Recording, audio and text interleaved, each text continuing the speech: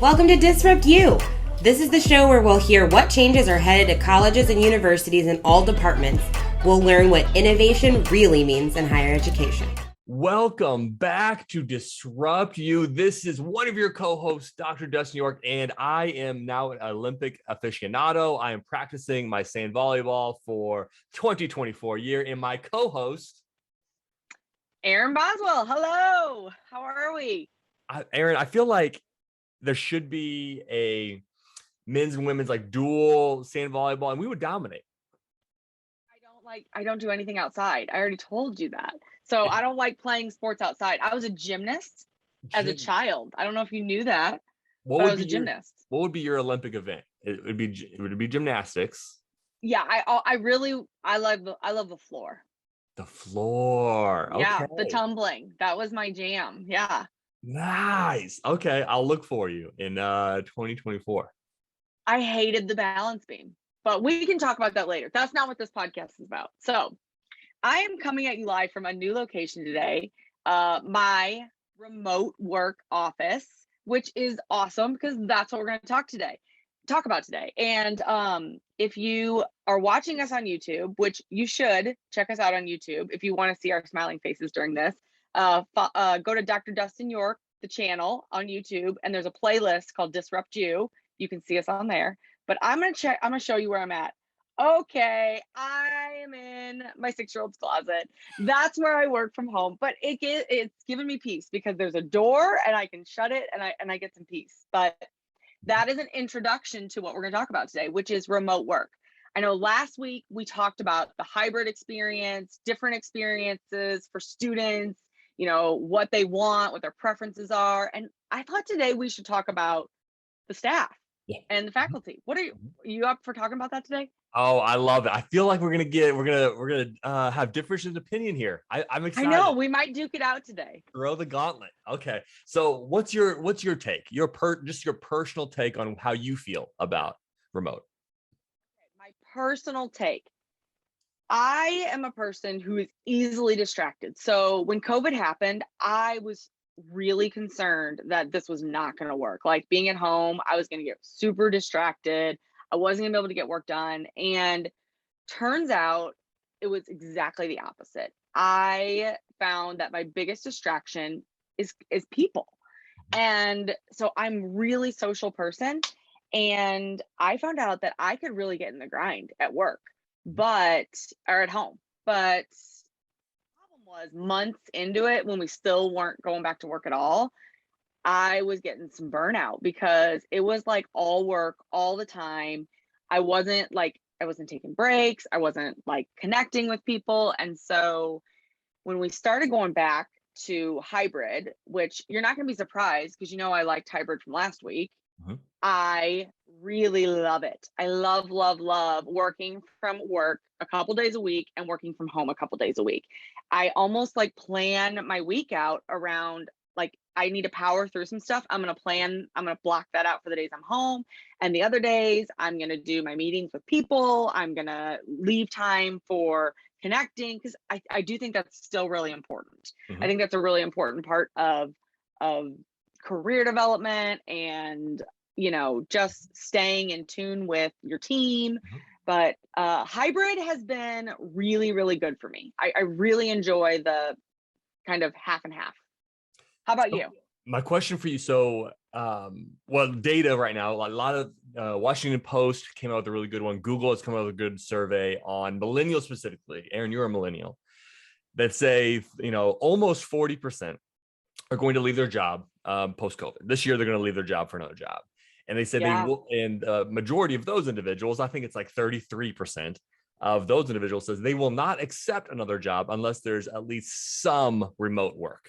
So I am totally in that camp. You're in that camp. I would never take a job again that didn't allow me to work probably at least 2 days a week at home, mm-hmm. but at least one day. I can't. I need that day now for my for me to be as productive as I need to be. And there is some balance to it. Like I don't have as long of a commute that day. I get to wear my pajamas that day. It's just a different feel. And I can't go back from that. I can't. And so I'm definitely in that camp, and I resonate hard with that. One thing that makes me think of is, when I worked in agency life, we had No Talk Thursdays, which is similar, not exactly, so you still have to be in the office, but it was basically what you got at where you felt like you weren't socially obligated when you got like coffee to have a conversation because you made eye contact with somebody. And that took up like neither one of you really wanted to have a conversation, but it was a social thing and whatnot. So, people loved it. Like, it sounds bad. No Talk Thursdays. It sounds like harsh, but like, no, it was awesome. I'm the person that people don't want to talk to, though. Like, I'm the there is no obligation for me. I just want to talk to people. That's the problem. I'm the person that on Thursdays people will be avoiding, talking to. So I really need that separation. Yep. So I think there's a couple topics here I want to dive into. I want to dive into a couple things. I think one, we're going to put a pin on, and I want to come back to this on the second half, is that, okay, how do we keep people engaged? Because that's the big question mark for a lot of leaders is we're open to this, but we're seeing engagement go down, retention rates go down. People are leaving, like you say you wanted, but long-term, right? So I want to get to how leaders can engage and keep that team alive in that form. But I'm going to bring up this one, that I'm okay with what you're saying, because I think we're going to debate here. I'm okay with 1 day a week. Okay. If you say every Friday, we're going to have remote day. Okay. A remote day. But everyone, I could get into it. I'm going to spar with you because I think Friday's the worst day for remote. Any day. I'm okay. I don't care what day. Okay. It could be Wednesday, but everyone has to have the same day. Okay. 2, you're getting the border. I'm not going to eat your lunch on 2 days. 3, I'd say, heck no, not going to happen. 3 days right now. 3 days is when I'm at home right now. I love it. Love it. Here's my take. Okay. I want you to push back. I want to tell you. I'm ready. Want you to tell me how I'm wrong here. I think the more remote we go, especially full remote, there's a lot of issues in full remote. One being, it's easy to replace and salaries go down, right? If you live in a big city like New York City, you go full remote, I don't have to pay you New York City prices anymore. I can pay you Cleveland, Ohio prices now. And if I can pay you Cleveland, Ohio prices, can I then outsource? Can I have pay by hour sort of individuals to like virtual assistants? I use a virtual assistant and it's cheap, and that person does great work for me. So I think there's that issue of, okay, you're opening up now. You're making you as an employee, it becomes a little sketchy. But here's the big thing. I feel like if we keep going in this direction, you as an employee have to choose your priorities. If you say work-life balance is your number one priority, upward mobility, rising the ladder, becoming a VP is not, right? I am 100% happy for you. Go remote, 5 days a week remote. Do it. I love it. Live your best life. I am championing you through and through. If you want to be a vice president, if you want a promotion every 2 years, et cetera, in a rate, you can't do it. You can't. There's not going to be a VP that's going to be promoted at 99% of organizations if you're fully remote, because, and I want to hear what you thought here, Erin, it's that face-to-face interaction. It's those meetings after the meeting. After the meeting, you have that face-to-face. Hey, I can show up and be in that place. Hey, so-and-so. Hey, Jennifer, let me partner with this. Let me, pick your brain while walking to the water cooler. Those are the people that, unfortunately, it's not skill. It's the individuals who show up in those spaces will get looked at, and makes a lot of people angry, but it still happens today. What are your thoughts? How am I wrong here? Oh, it's hard because I'm thinking in the scope of higher ed. Mm-hmm. Well, no, I'm thinking in the scope of all jobs.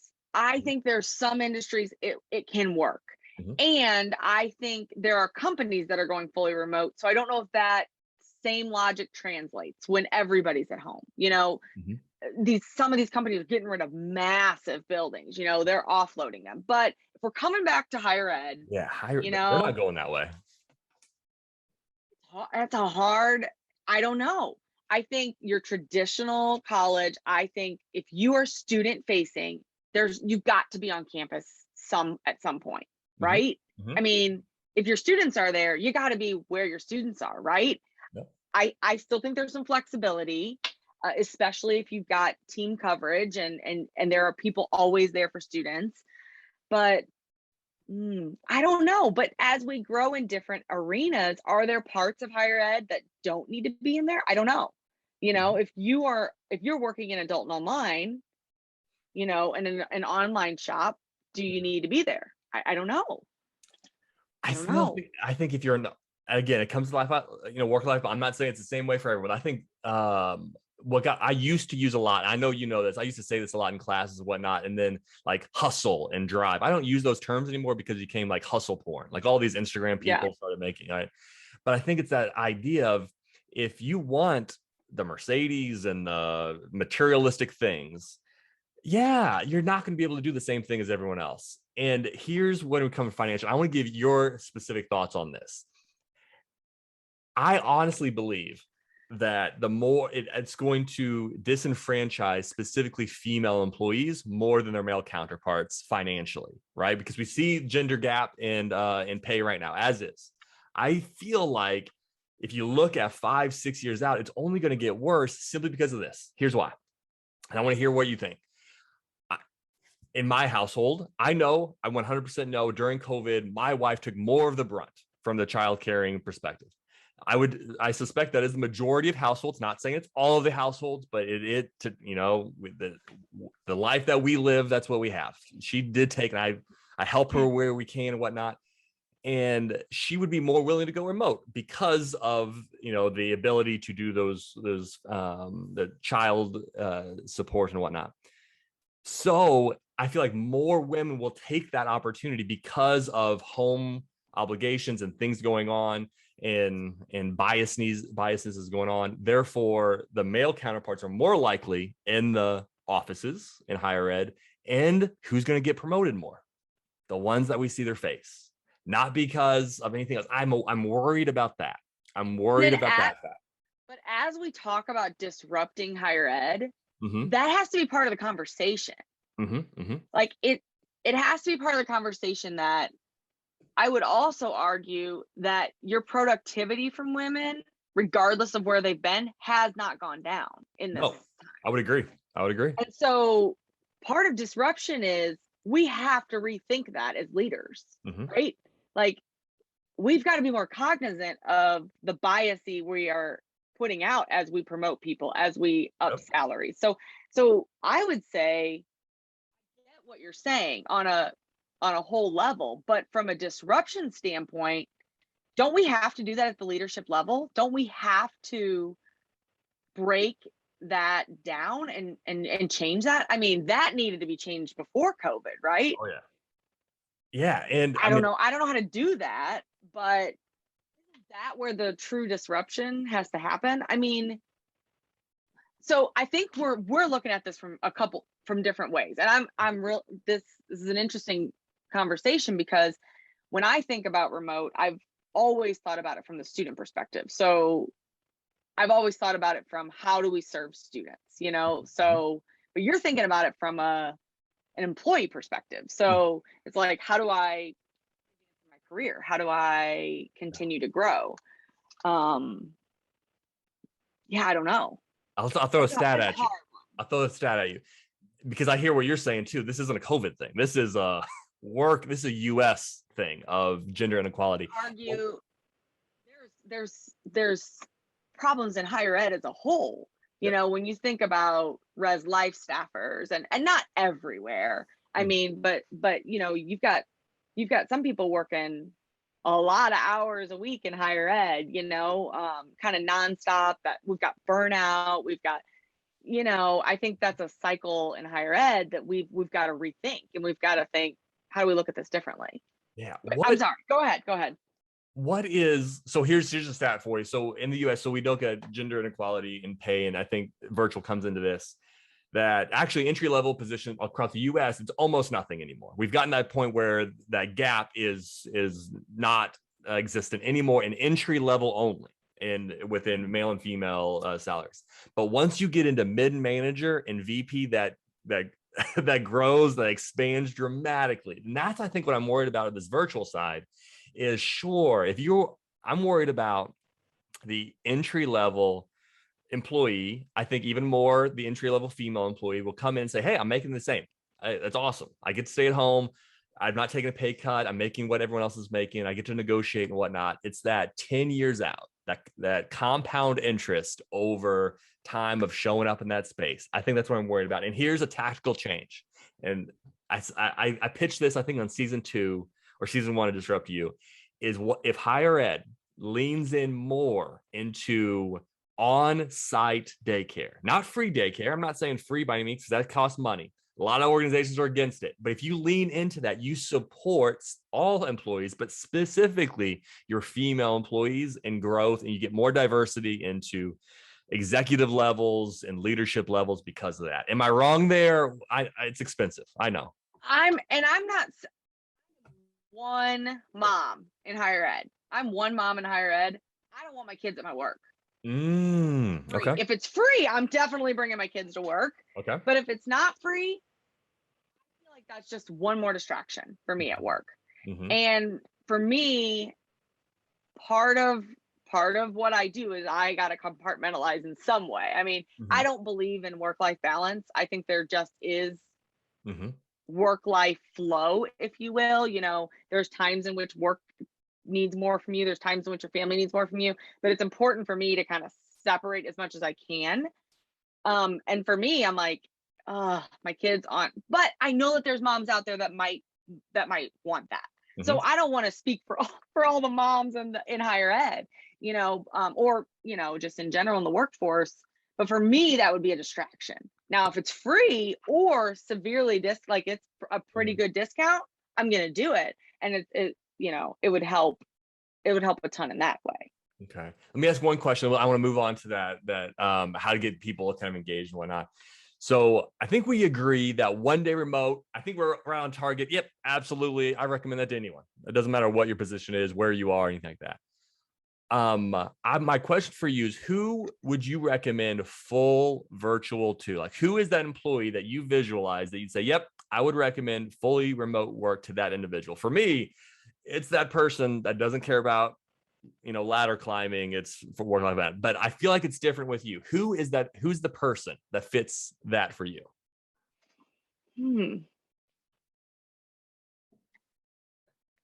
I am super about individual like needs. And so for me, I'm like the person who needs that. You know what I mean? The person who has felt like this is working for them, and that you know, that's how they want to complete their work. However, I do hear what you're saying around engagement, that might make it more difficult to engage in the community, especially I think for new employees. I especially hear that. I think, you know, we all popped into COVID. Many of us had been at our organizations and our companies for a long time, you know, so I already felt really connected to the community. But I am concerned about onboarding fully virtual employees. I think there's going to be companies that do it. We got to get really good at it though, right? Like I don't know the answer to that. So yeah, for me, it's like, it's the employee that works for them. But I don't know long term, and I hear what you're saying about, is that going to hurt them for growth? I hear what you're saying. I don't know what it looks like yet. Yep. But I hear your concern. Yeah. Hey, at the end of the day, here's the harsh way to put it. If you want a Mercedes someday, go to the office. That's just my point of view. If that's the thing you want, not saying that should be your thing you want, but if that is sort of how you see yourself and going in that direction, it's a financial thing. So my question, you talk about engagement. Okay. You talk about engagement. Yeah.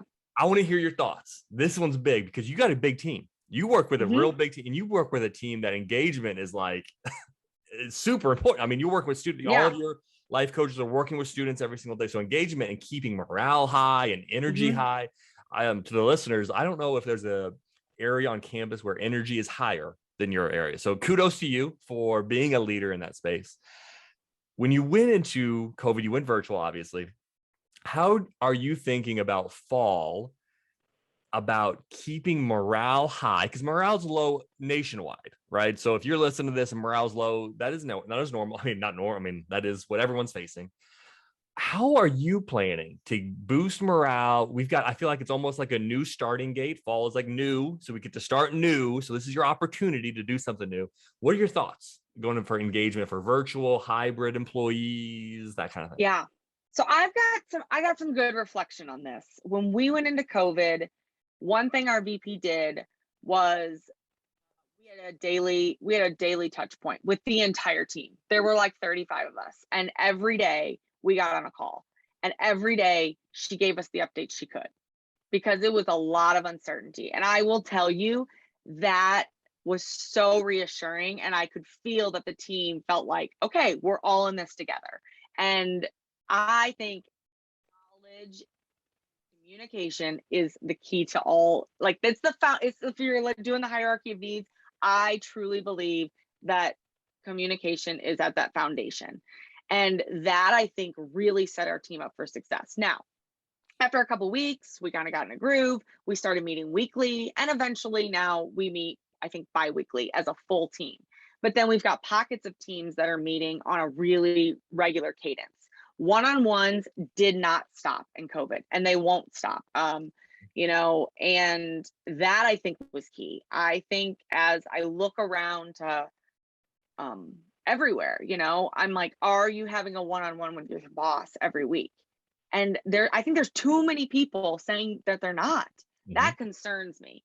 So for me, I think you have to know what the decisions that are being made that impact you.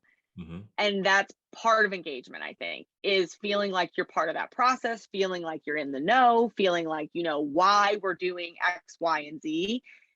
We did a lot of things different in COVID, and I think there's a difference between telling people this is what we're doing and not kind of going in the steps. Mm-hmm. And we're all guilty of that in times of crisis, right? Like, we just got to do it. But I think the communication is so important. I think we've got to keep it moving forward. And I think as we have all remote employees, as we have in-person employees, as we have hybrid employees, you got to find a way to still make that work. You got to find a way to keep the communication lines open, because for me, that's number one for engagement. I don't know. What do you think? Yeah, I think I'm going to take a guess that you struck a nerve with 99% of listeners when you say communication. I think when I see these data points, and no one knows exactly why, but there's a mass exodus of employees in higher ed to go somewhere else right now. And I can be biased, but I feel like it's communication. I feel like because we dropped the ball on communication in this last year and a half, this is something I've been preaching. And I use this in every meeting you're in. Once you feel like you are over communicating, you're communicating just right. Like, once you've gotten to that level, once you feel like, I'm kind of over communicating at this point, you're doing it just right at this point, right? Because everyone's on different time zones and work balances. So yeah, and being very structured with it. I'm a big fan of saying on Wednesdays, this information comes out. Here's some, having this kind of structured approach. You don't like drop the ball, because leaders have a lot going on, right? So that has to now be even more of a focal point. So one more thing I want to add to that is I went to a virtual conference this last year, and Malcolm Gladwell was one of the keynotes, and he spoke to this shift from this very hierarchy, like decision-making process, and you say what it is, and that's what it is. What your boss says goes. Like, that was very big with boomers. And we're moving into this more community-based decision-making process of people want to feel like they're part of the decision. And I think that's critical. And I think it's really critical in higher ed, especially in larger institutions where there's a lot, the org chart is massive, right? It's, we work at an institution where we have access to VPs all the time. I mean, anybody does, right? So that looks different at, depending on how, big your organization is. But I think that's critical. And I think I hear from people all the time that they just want to be part of the process. They just want to be part of the decision making. And not to say that they won't accept what the decision is, but they need to be part of of getting to that Mhm. answer. Does that make sense? Absolutely. That's really stuck with me, what he talked about in that. And he kind of actually used the civil rights movement with Martin Luther King Yep. as the example of this very, like, it was very organized. It was very, this is what we're going to do. It was extremely strategic. And it was like, the orders went out and everybody followed. And it worked in that time. Mhm. And he compared that to the Black Lives Matters movement and how it's much more community based. It's much more spread out. It's much more autonomous. People are making decisions in their own communities about how to do that. Interesting. And it's also working. And those are two very different and very powerful ways of doing things. But he talked about these generation preferring this more community activism and a very kind of group process of decision making and impact. And that has stuck with me a lot. And so as I think about engaging people, regardless of if they're online or in person, I think we got to remember that just the boss telling you to do something doesn't resonate anymore the same way it may have 20, 30 years ago. I think that's my takeaway for today. That's an interesting, when you, and I have not heard that talk. I love Gladwell, one of my favorite writers, but I've never thought of it that way when you put it into MLK movement to Black Lives Matter. That's interesting, that community based. I think, and you think about Black Lives Matter, it happened in a very, very hybrid time. digital focus. It's not just happening on the ground. It is happening on the ground, but it's also happening online. Yeah. It's happening, and there's community building. Mhm. And so I think it is possible to build community. I think it's possible to have employees engaged. I think you can't just replicate what you did in person though. Yep. Oh, In the 100%. same- Yep. So I think supporting people in what they need for just to, to work and their preferences, I think is going to be critical. I think what people are fighting with and struggling with is everybody's coming back every day, and there's no reason why. I can't give you a why. It's because I said so. Yep. It's, and I think people are feeling like I worked my butt off and my productivity maybe even went up. I worked harder for you in this last year and a half. And now you're just telling me that I'm going to come back. And it's not a conversation. That's what I'm hearing in communities, mostly online communities that involve multiple people from different, institutions, not just saying. I think I'm actually really happy with the way our institution kind of responded to what the student needs. It's all over the board. It's not like this is the way we're doing it one way, or I think there's got to be conversation. I like that. Yeah. I like what you say about answering the why, right? Answer the why are you coming back? I'd be very clear about it, not because I told you to, but because of X, Y, and Z. I like that. I like that a lot. And right now, I know my why.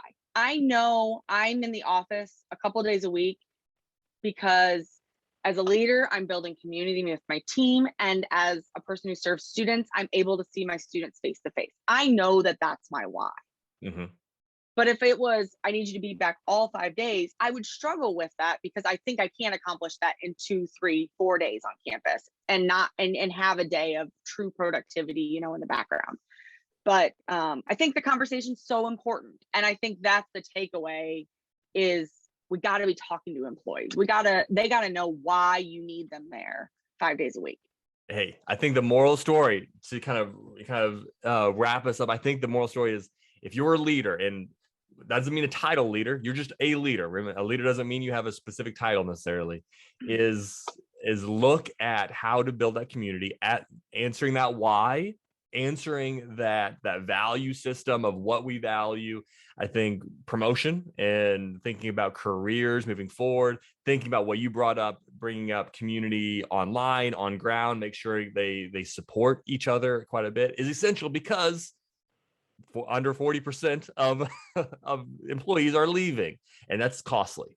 Right? We have these emotional attachments to our friends at work, but it costs the organization a lot of money when people turn over. And you as a leader have an opportunity to stop that from happening, from leaning into these elements. So lean into it, please. I'm begging you, lean into it. Okay. Well, this was fun. We didn't get in too big of a fight. Hey, there was no thrown shoes. Hey, that's why we do this virtually, because I'm always afraid that, Erin's going to attack me on some Exactly. point. Thanks for listening to Disrupt You. Have a question for the host? Just send that over to Dr. York via Twitter at Prof. D. York, and it could be featured on the show. We'll see you next week for another dive into the future of higher education.